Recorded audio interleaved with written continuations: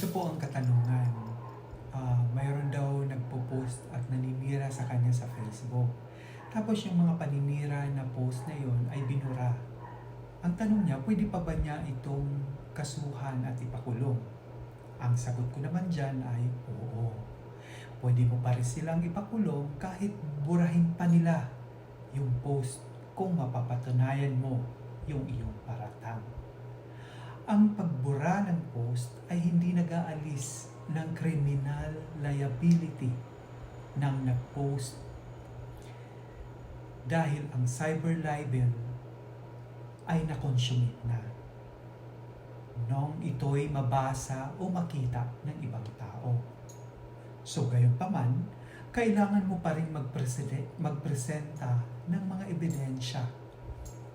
Sapat na ebidensya upang mapatunayan ang iyong paratang sa nag-post sa paninira sa iyo. So, dapat mo i-save ang screenshot, URL, pangalan, profile account, petsa, oras, o mga comment at share at mga testigong nakabasa. At ito ay maaari mong isampa o pwede kang magsampa ng complaint affidavit sa Office of the City Prosecutor at humingi ng tulong sa NBI Cybercrime Division o sa PNP Anti-Cybercrime Group. Ang pagkakakulong o pagpataw ng multa ay nasa hukuman pagkatapos ng paglilitis. So doon malalaman kung ilan ang kulong, kung patunayan mo na talagang nagkasala siya at ilang taon siya makukulong at ano ang parusa o multa na ipapataw sa kanya. Ang legal basis ko po dito ay ang Revised Penal Code Article 353 hanggang 355 ng Cybercrime Prevention Act of 2012, Section 4C and 4.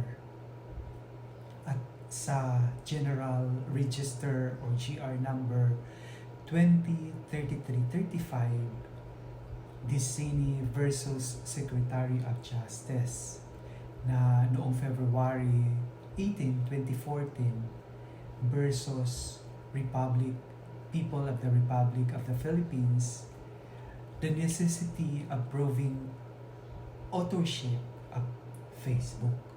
So, pwede pa po. Pwede niyong may pakulong, pwede niyong kasuhan, basta may sapat na ebidensya at pwede siyang makulong. Ayon yan sa Revised Penal Code Article 353 hanggang 355 ng Cybercrime Prevention Act of 2012, Section 4C and 4. At ayon din sa desisyon ng Supreme Court sa General Register number 203335, Dicini versus Secretary of Justice. Dito po ay napatunayan o naihayag yung necessity ng pagpapatunay ng authorship ng post sa Facebook. Ayun po.